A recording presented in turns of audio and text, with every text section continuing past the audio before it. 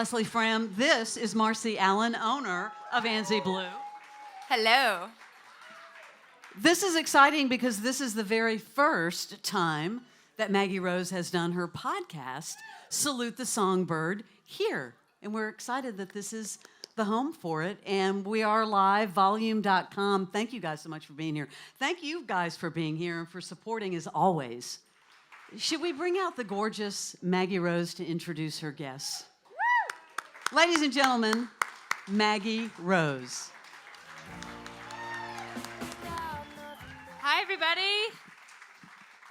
Welcome to this very, very special installment of Salute the Songbird here at one of the only women-owned and women-run venues in Nashville, Anzie Blue. Thank you, Marcy Allen, for having us. All right, I'm going to bring out my fantastic guests. These also happen to be really good friends of mine. I've known these women and worked with them all for at least over a decade, which is just an absolute privilege to say. But they've also become another resource of wisdom and friendship to me as I've become a new mother. And recently, together, they created one of my favorite nights in music thus far, an event aptly called Mother. Were any of you guys in attendance this past June? That night, they held an evening of song and community and stories in partnership with Family Alliance. And their mission, if you haven't heard of Family Alliance, is to make sure that those caring for family and pursuing a career in the music industry don't have to be at odds. And on that night, I felt that that was all truly in action. My son, Graham, was only 7 weeks old that night. So I felt like I fell into this community and secret society of women who had been dealing with all the joys and challenges of being a mother, especially in the music industry. They are accomplished songwriters and artists in their own right, and their music is shaped by their experiences of being a motherhood, but also just by being a woman. So I'm excited to introduce the brilliant women behind this event. The next one is on October 19th, by the way, so put that in your calendars. This is, first, Caitlyn Smith. She is a powerhouse singer, songwriter, and mom of 3. She's released 3 gorgeous studio-length albums along with tons of EPs and lots of beautiful singles. She's working on some new material right now. Her songs have been sung by everyone from Dolly Parton and Kenny Rogers, Meghan Trainor, John Legend, Miley Cyrus. You've probably heard of them, but you've also probably heard Caitlyn's own incredible voice. It's unforgettable. She's toured with Sheryl Crow, Chris Stapleton, Little Big Town, and she manages to juggle all of that with life at home in Nashville with her husband, Raleigh, and their 3 boys. We'll talk about your song, Mother of 3, later. And we've also written a song together that is how I'm finishing my upcoming EP, is my love letter to Graham. Finally, going to put that one out. So everybody, Caitlyn Smith.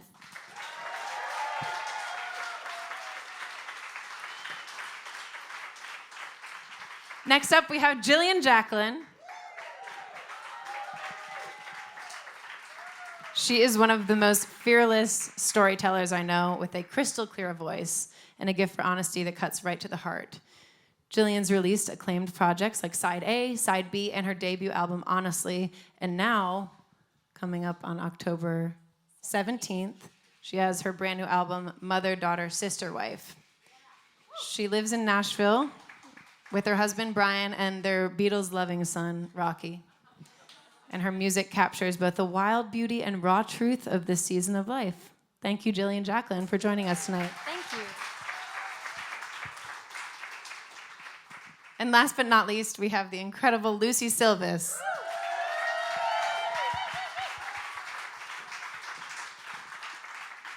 Lucie's career has taken her from topping the charts in the UK to carving out a home in Nashville with 4 stunning albums that blend pop, soul, and Americana.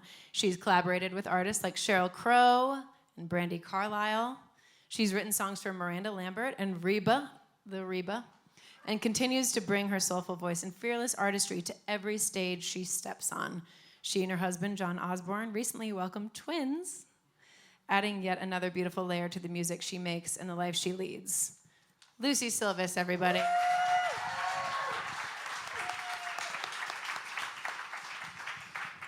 So selfishly, I just wanted to get all my friends together so we could talk about your amazing music and your accomplishments. But also, that night on June 1st was truly one of the most special nights. And I think the fact that it hadn't happened sooner in that capacity really is, it's so exciting to see how many artists you're going to pull together for this upcoming event. It's an entirely new lineup. It just goes to show how many women are in this community. How did you conceive of this idea? And was it like a scary idea, prospect to put this kind of night together?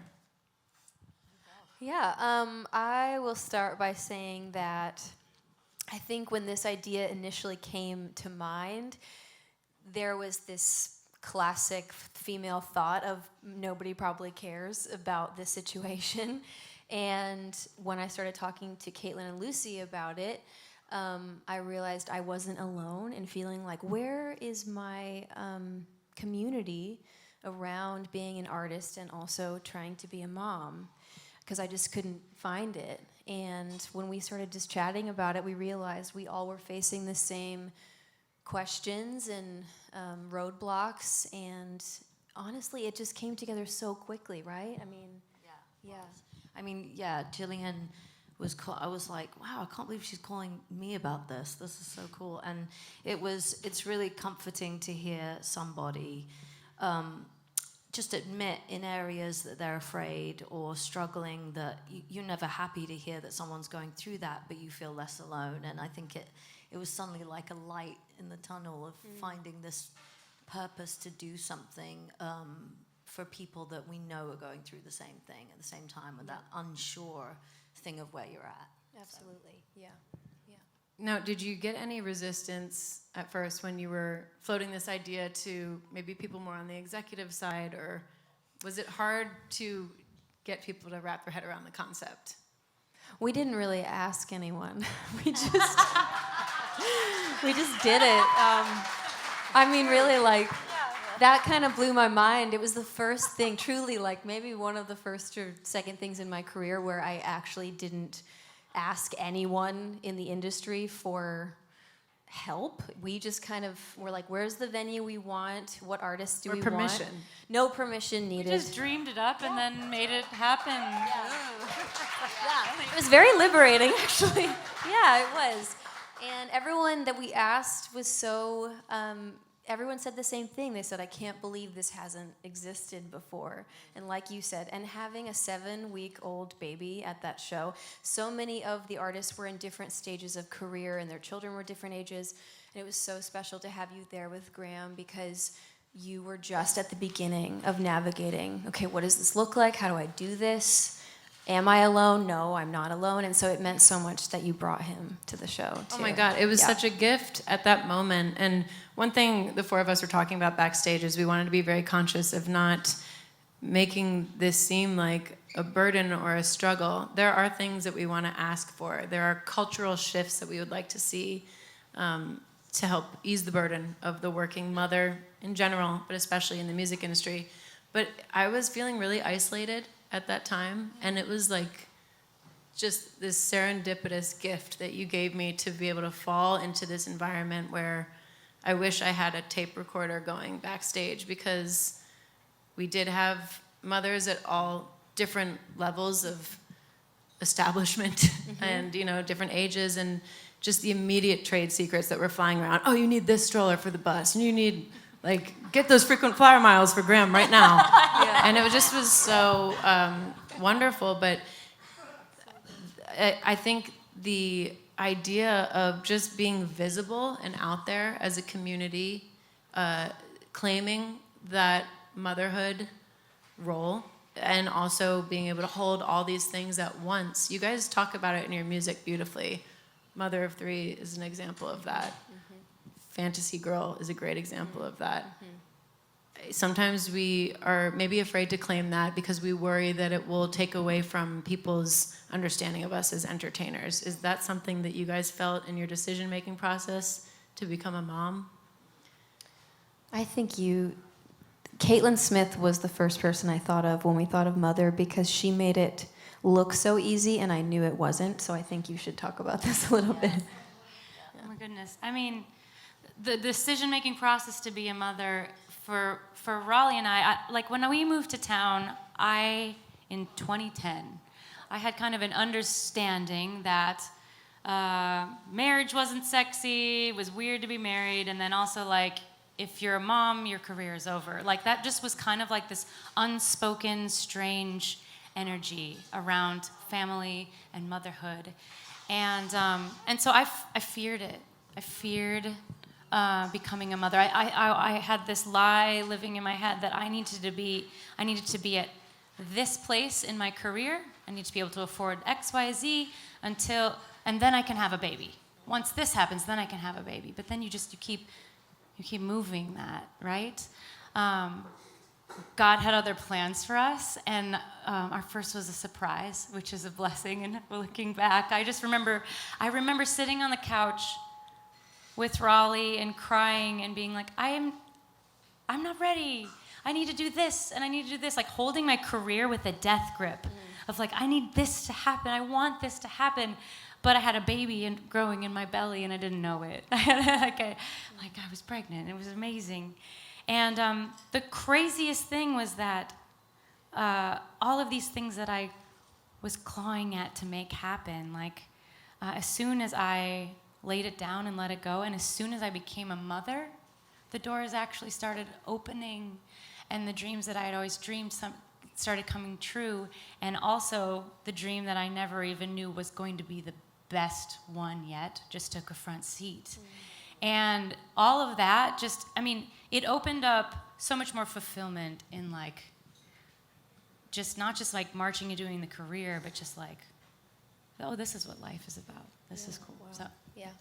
Well, and that's you embracing your full identity too, which I think people love about you. Like they love this about all three of you, is you're very generous with your experiences through your music, and a huge part of who you are is that you are a mother to these beautiful kids. So I feel sometimes like that fallacy that you're no longer viable or marketable, or we need to appear single. Like I have friends who are songwriters and they maintain that the reason they are single in a chaotic dating life is because that they will not be able to write good songs anymore. And I call bullshit on that because I think that we should be seeking real experiences. And if your source material is so limited because that's what we're told is marketable, then I don't know. Yeah. I feel bad for you. I'll just say, too, I think something that we all have noticed is the narrative of motherhood is not necessarily something that you hear in a lot of songs, especially when you look at mainstream country music, which we're in Nashville, so we all kind of can see that. And, Lori McKenna was really one of the first women to have popular music that talked about the intricacies of that, the nuances of it, and it resonated. And that was one of my first experience of, oh, okay, this is truth that people want to hear. And so that really inspired me with making this record that I made, was to not shy away from those stories. And Caitlyn and Lucie have written incredible songs about being mothers as well. And I think that hopefully this mother show, will also inspire these young, up-and-coming artists and songwriters to not shy away from those stories. Because there's a lot that goes with it. You brought up identity. It's definitely a huge shift in the artistic identity to now you're a very complicated, chaotic, messy person. Motherhood is messy. It's beautiful, but it's crazy. So I think trying to show up in our songs authentically that way, you can't resist that. You have to show up with that and just let it come through your songs. Yeah. Yeah.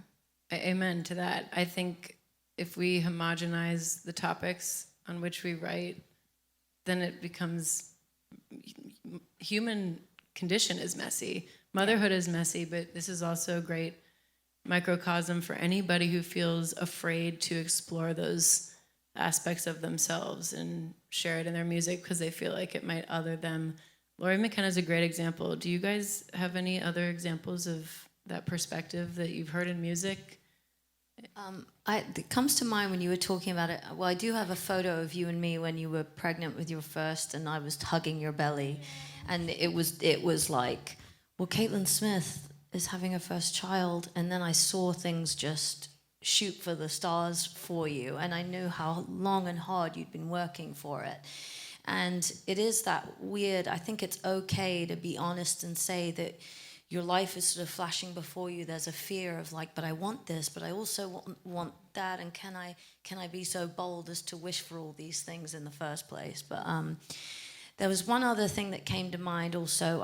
I went on tour with Brandi Carlile, and I was standing side stage, and I'd been through IVF a couple of times at this point, and it hadn't worked, and I was watching her, and she was singing, and you know how long her career has been, and then I'd started being on tour with her to get to know the ins and outs of how her family came together amidst this career that had this incredible like global leap, you know, after, I guess, you know, she had children. So I'm watching her children watch her side stage perform to a massive audience, and she's singing the song The Mother, and I'm crying my eyes out, just going, and she's saying lines like, I'll never hit the big time without you. And it's just, every line in that song just absolutely levels me. But it just gave me such a wide, I was obviously very emotional because it was something I wanted so badly.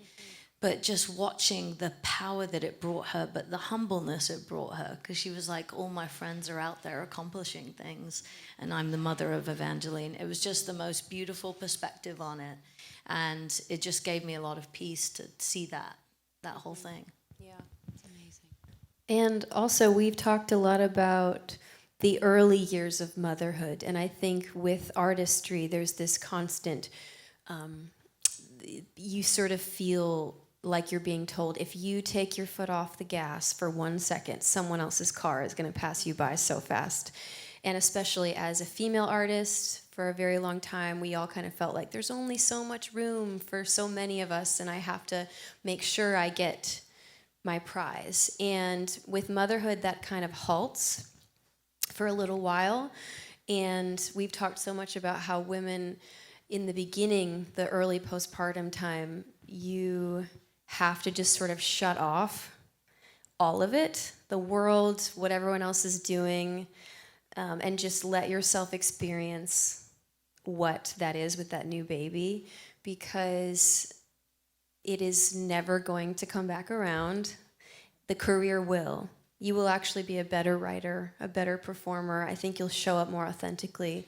But I think there's a season in the beginning that we just need to kind of let ourselves take a breath and not get caught up in that hamster wheel of, oh my gosh, I'm falling behind. Oh my gosh, I'm not making my record fast enough. Or when am I going to get back on the road? That anxiety is somebody else's lie that you kind of took in as your own. And it's just not true. I did some of my favorite tours after my son was born. So I think it's just be in the season you're in, is what we say. Yeah.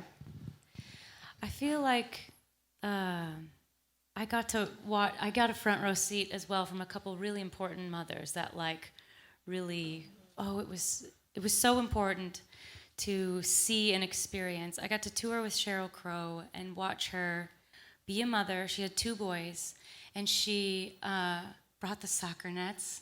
She'd pull those off the bus, and they would play soccer backstage. She brought the bikes. She was always like, okay, what are the fun zoos we can go to? Like, I saw her just like be full mom and then walk on stage and be Sheryl Crow. And like, so watching that in real time is very important. And I think as an audience, we don't get to see that. And I think the conversation was never really, it's not sexy to talk about in an interview, really. Like, I don't feel like you don't get to hear about it unless you see it firsthand. And so that was wildly important. Little Big Town was another, like, really important. Like, they have like a kids table and chicken nuggets at catering and make it like, you know, like very kid friendly. Just seeing them like one kid's and doing their homeschool work on the back, you know, on the backstage floor, and like, and I think all of that to say is I think that there was a message of like, this is what success is and this is what it has to be. And I think the lesson that I keep learning over and over again is that you actually can define success to be whatever it is that you want it to be. You define it for yourself, and you don't let anybody else tell you what it is. Absolutely. Amen. No, that's absolutely right. I mean, I think I waited a long time to have a baby. My husband and I were married for 8 years, and it was so, like, everything you guys are saying touched on that, where it was like, like you said it in your song, I don't want to lose my place in line. This idea of scarcity, that there's only so much room for all of us, or that people would forget about me. No, I'll return fortified by this experience, but it took a long time for me to get to that. And I'm so early on in this stage. I want to know, since you guys all have kids at different ages, if you could talk about the most challenging time, maybe thus far, and also how it's positively affected your creativity. Obviously, like, this next album is going to be so rife with inspiration from Rocky. So that's a two-part question. Like, what was the hardest thing? Was it like a difficult day, or was it internal? Because a lot of it has been within my own being, and just like getting reacquainted with myself physically and emotionally. Do you want me to go? Sorry, I'm like, I here's think I'm this in it. heavy question, Lucie. Go. Go. I genuinely think I'm in it right now. My friends know, and a few people in this room know, that I'm dealing with a lot of anxiety I didn't have before. It's speaking about it, you feel like you're speaking it more into existence, so it's difficult to find some balance. But I never was an anxious person. I never considered myself a shy person, and then I couldn't tell you what it is with what your body physically goes through, or the capacity you find you have to love, but it's all going to one place. Like when I was pregnant with the twins, it was easy to love myself because they were in there. You know, I'm like, well, I'm carrying this precious cargo around. As soon as they came out, I'm like, oh, the love got to go over there now. And they were in the NICU, and it was very scary. And so I think I'm still struggling to find what I can give to myself, what's left. And, you know, they say, oh, you have to take care of yourself. In reality, you wake up in the morning, the best part of the morning is they're running in, even if it's 6 a.m. And they're like, Mommy, Daddy. It's the cutest thing in the world. I feel so grateful for it every morning, even when it's early. And then it's them, and then what do I fit around it? That's a new reality, and I love that. That's where I'm at right now. But I'm struggling with things that are not in my control, of just changes and the age that I'm at and different factors about life. And I'm just trying to find what brings me the most peace and safety. Which is why you're flying planes now. Yes. She's a student pilot, so she's clearly looking for safety. I'm very conscious about that. I'm also afraid of heights, which is Conquering your but fears. for some reason, in a very small object in the sky, doesn't seem to come into play. But that is another thing I started learning before I got pregnant, and then obviously while I was pregnant, I'm like, I'm not going up there. That's a terrible idea. And then now I'm trying to find the courage to get back up there, because I do miss it, because it became such a source of passion and excitement and made me feel rejuvenated. But right now my focus is on them. They are, the loves of my life. So I want to give everything I have to them. I just need to figure out how to do the rest of it. Yeah. So incredibly bravely said, Lucie. I love that. It's amazing. You say when was your hardest, and I'm like, which time do you want to hear? Which mentee B are we discussing? And One that will help us and positively. One that will help us. Well, I think it does. This whole concept does piggyback on the last thing I kind of said, because, I've done the artist thing in so many different seasons, and it's looked so differently in the last 15 years of doing this. And I do remember not defining success for myself, but letting somebody else define it for me and chasing a dream that I thought, or maybe an old dream I had, or a dream that I thought, this is what I want. And I remember being out on country radio tour, and I was away from my family. If I showed you the calendar of all the nights that I spent away from my boys. We're all gonna cry tonight, okay? Did you get your tissues? This is happening. But the sacrifice, right? That's real. Anybody who's a working mom feels it. I think that's like the root of all of this, is like, it's split down the middle. You have a dream, you want to chase this, but then what are we giving up here? Tucking the boys in at night. You're reading them books on FaceTime. And like, there's a beauty to it, and part of it's just fucking bullshit. Sorry, you don't have to believe. Well, and so it's hard. But us being in a hotel room alone, and having another frustrating call, and wondering time and time again, like, wait, is this worth it? I'm on this rabbit hole chasing this thing over here. That's what I hear when you got emotional. I heard that this was a time where you were away and you felt like you were chasing something that was a template laid for you that you didn't design. And I think that is the empowering aspect of how you're doing it now. You have autonomy in the art that you're making, and you're making it while also being able to dedicate time to your creativity and maintaining who you are as a person, Caitlyn, and also being a great mother. But there's that resentment that builds, and I think anyone out there, if you're not a mother, you will feel that same pull, being away from something that you love and that feeds you because you're trying to comply with someone else's idea of success.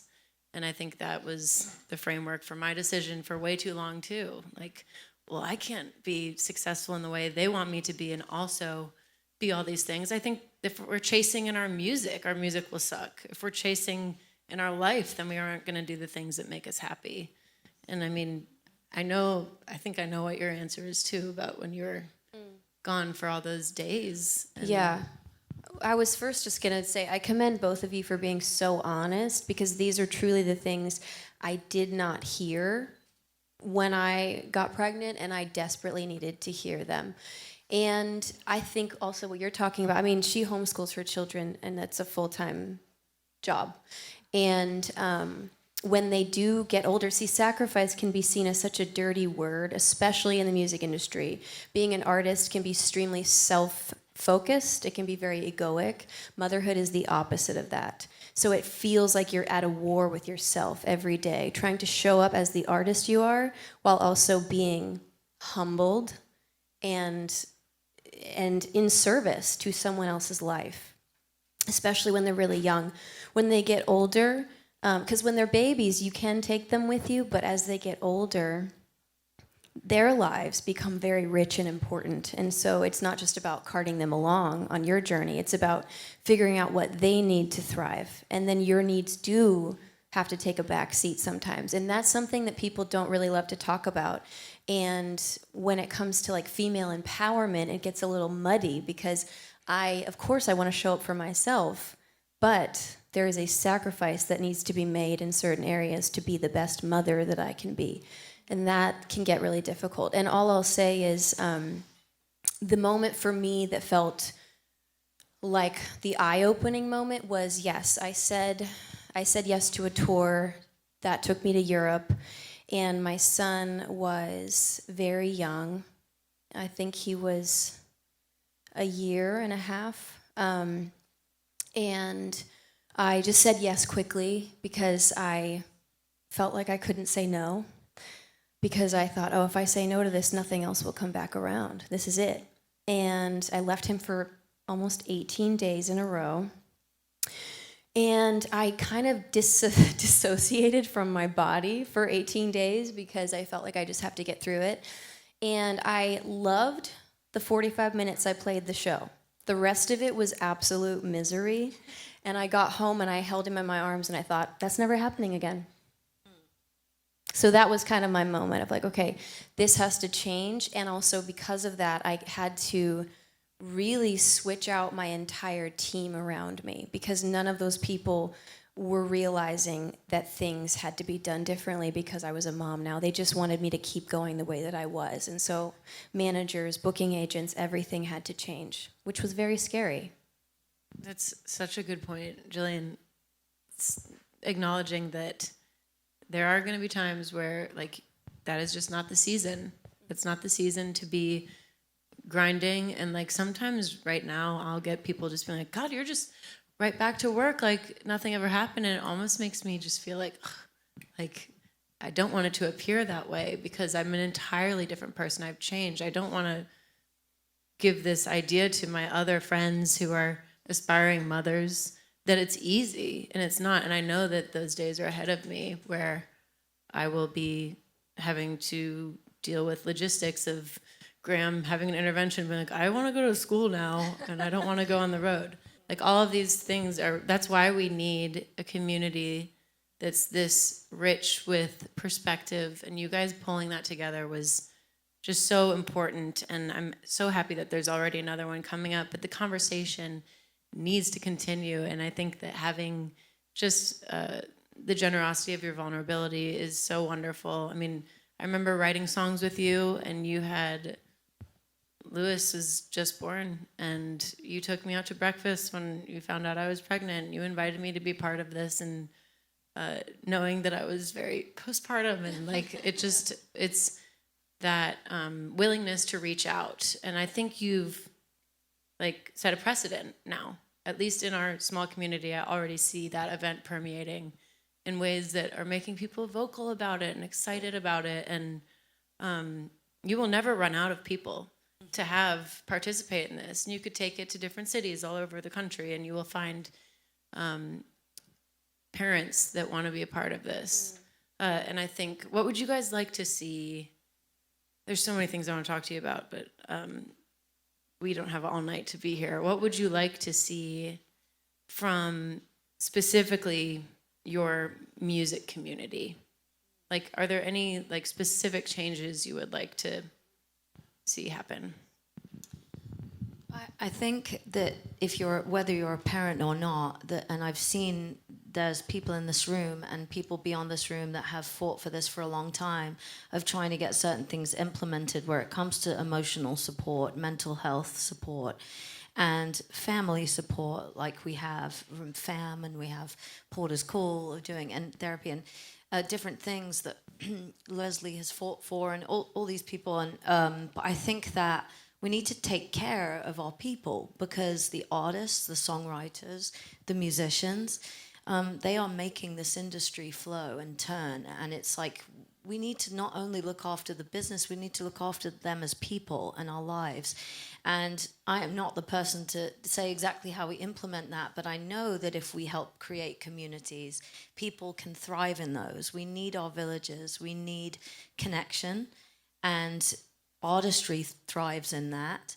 And it doesn't need to be such a crapshoot or a reach for that's my slot or whatever. There's beautiful art to be made, and it comes from real life, and that life needs to be nurtured and taken care of.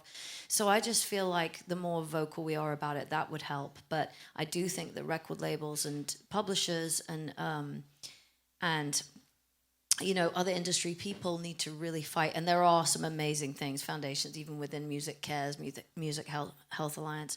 But there's more to be done in this country and beyond to help people be able to thrive in their family lives. Yes, absolutely. Yes. Yeah. That was perfectly said. I Very don't well have said. anything to add. That's Yeah. great. Mic drop.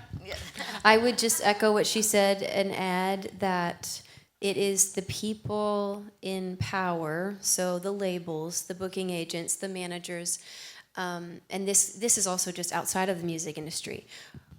Giving birth and being in postpartum and raising children is a sacred thing. It's a very hard thing, and it does not make that person any less valuable to their workplace or their community. But you need to honor what that experience is for them.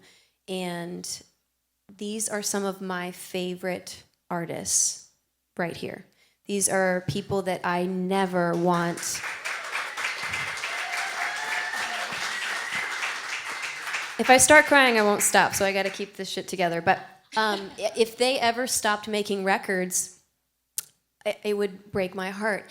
And that was one of the things I thought, you know, becoming a mother can truly feel defeating when it comes to continuing your career, which is so unfortunate. And I just thought, I have to do something about this, because I want people like this, these incredible artists, to never feel like there is no way through. And I think just supporting them through that time, which can feel like a wilderness when you don't know where your support system is, that is the most vital thing we can do for moms at this point in time. Music or otherwise, just support moms. I agree. Yeah. To support. Yeah. Because it can feel very, very isolating, like you said. Like the experience of becoming a mother and walking through that, it's a solitary journey, right? And when everybody stops calling or stops picking up the phone, that's devastating. Yeah. And so Yeah. support. Call your moms. Everybody's mom. Call everybody. Call your everybody's mom. mom. Actually. Yeah. Yeah. Well, I treasure you guys. I'm so thankful for your perspective and for everything that you've shared with everyone tonight, with me on the side, and just that you continue to be creative and that you've worked hard to maintain that right, even with this wonderful new role that you've also assumed. So thank you guys so much for everything that you do. Thank you for putting together Mother. The next one will be on October 19th at Riverside Revival. A whole new lineup of amazing artists. I'll be rooting them on in the audience. And we can't wait to let the conversation continue. So thank you guys. I couldn't possibly add any more. Thank you, Maggie. But singers gotta sing, so we're gonna end the night with some music. But first, we're just gonna collect ourselves and wipe away our tears for a second. Is there any question from the audience? We maybe have time for one or two. Yes. And sorry, don't have a mic. Just.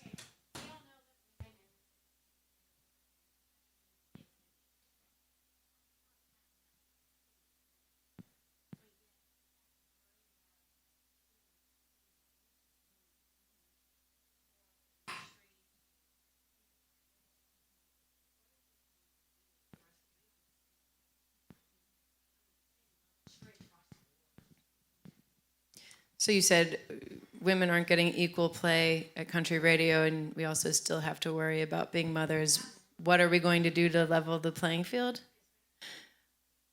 Start finding the music you want to listen to and buy those $20 concert tickets and buy their merch and stream them on Spotify, because I don't think radio is going to change. Yes, you being here. Being here tonight. Thanks for being here. Great. Yeah. That's a tough one. Radio is a tough one. I think we've all fought that battle for many years, and then we realized it was a giant that didn't really want to be killed. So we're just gonna let it go.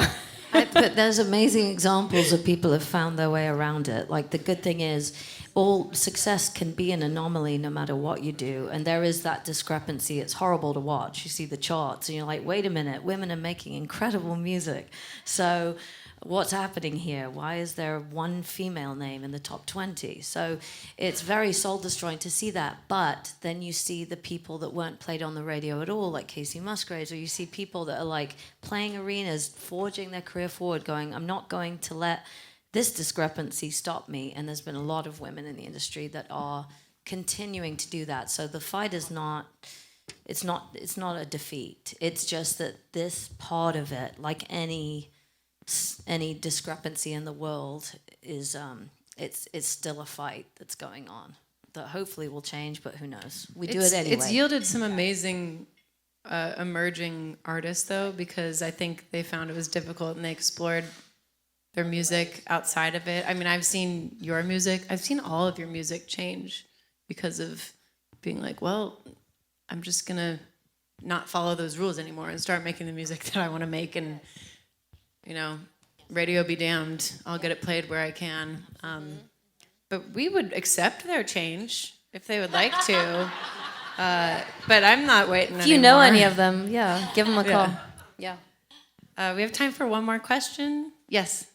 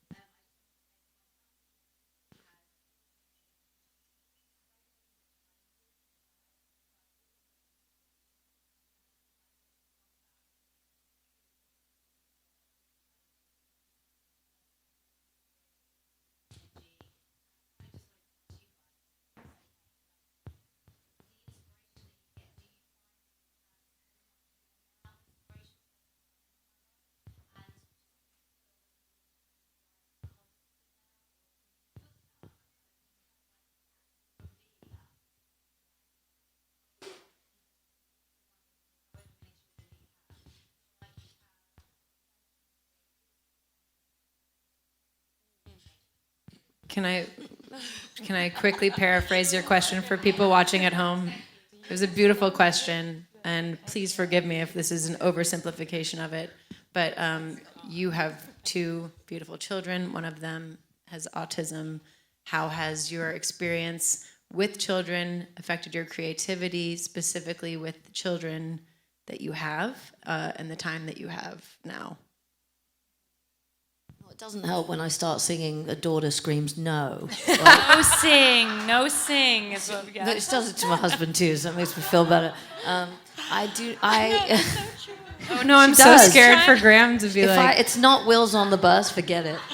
Exactly. I'm like, geez, girl. I was trying to write a song just this last week, and my little toddler, 2 years old, literally ran across the house to just look at me and go, "No sing." He made the distance to tell you, stop you in your you tracks. walked all the way over here to tell me that. And no, it's very humbling. I think that's lovely that you told us that, and it's amazing that you can put pen to paper and find words to paper to express that, because there's a lot, I'm sure, that you feel that you work through, and that you love your boy so much, and you that to be able to express that is a big thing. I think actually we could take for granted how difficult it can be to express yourself, especially when you're going through a roller coaster of emotions. I have found that it's been much more difficult to express those things, because singing comes from a different place now. Songwriting comes from a different place now. So what I've tried to do a way along is just write something, and no one has to hear it. It's just like, try and get your thoughts out. In fact, the majority of them no one will ever hear forever. But it kind of allows you to just be the songwriter. But I have found it very difficult. It's certainly a shift.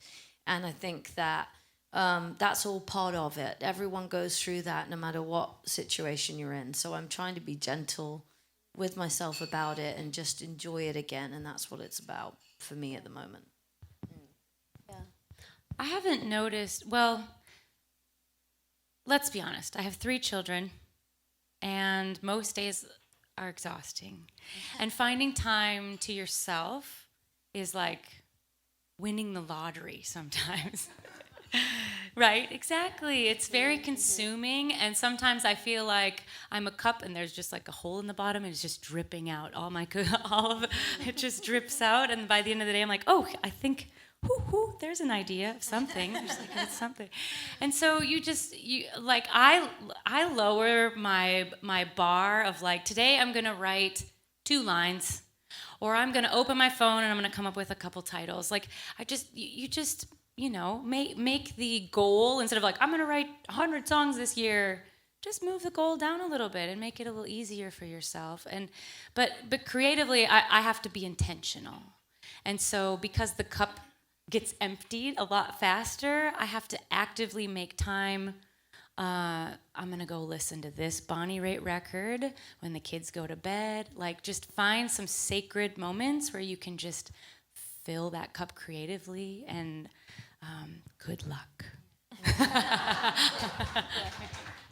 I'll make it quick because I felt a little bit different, only in that after having my son, my filter was broken. So when I wrote, I mean, most of the songs that I wrote ended up on my record. Like, everything that came out, I was like, yes, I have to, yes, okay, I needed to say that.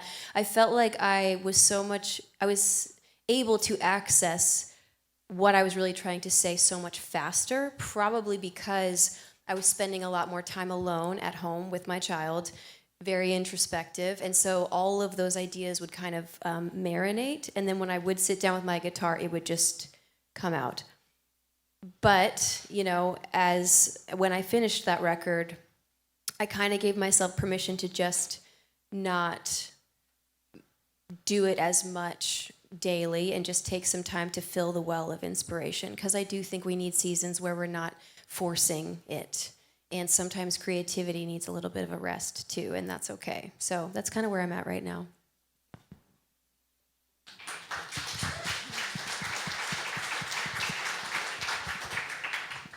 Thank you guys so much for hanging out with me tonight on this very, very special episode of Salute the Songbird.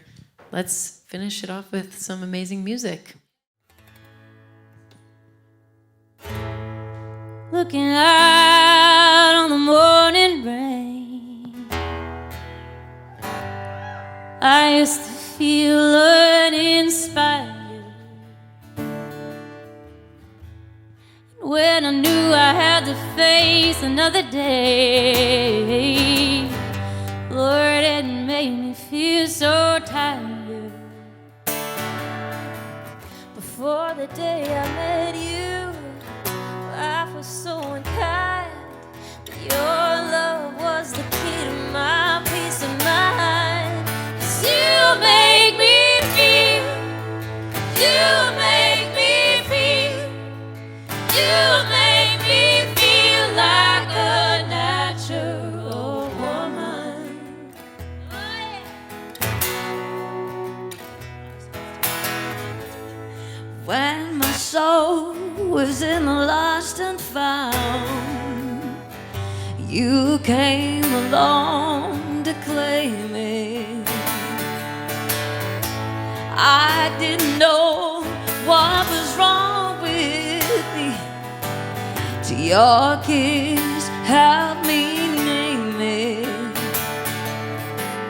Now I'm no longer doubtful of what I'm living for, 'cause if I make it happen, I don't need to do more.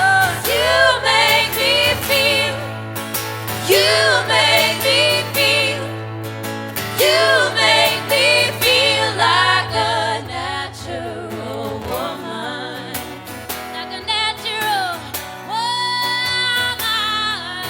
Oh, oh,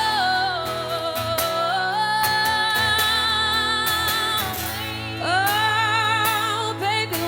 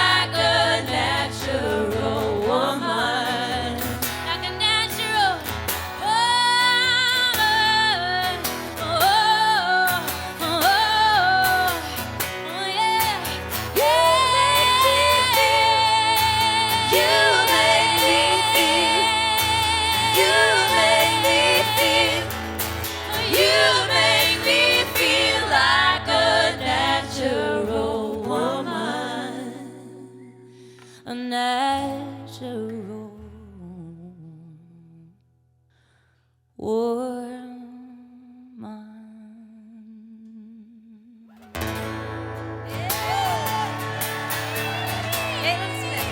Lucie Silvas, Caitlyn Smith, Jillian, Jacqueline. Thank you so much. Thank you. Thank you all for coming to Salute the Songbird.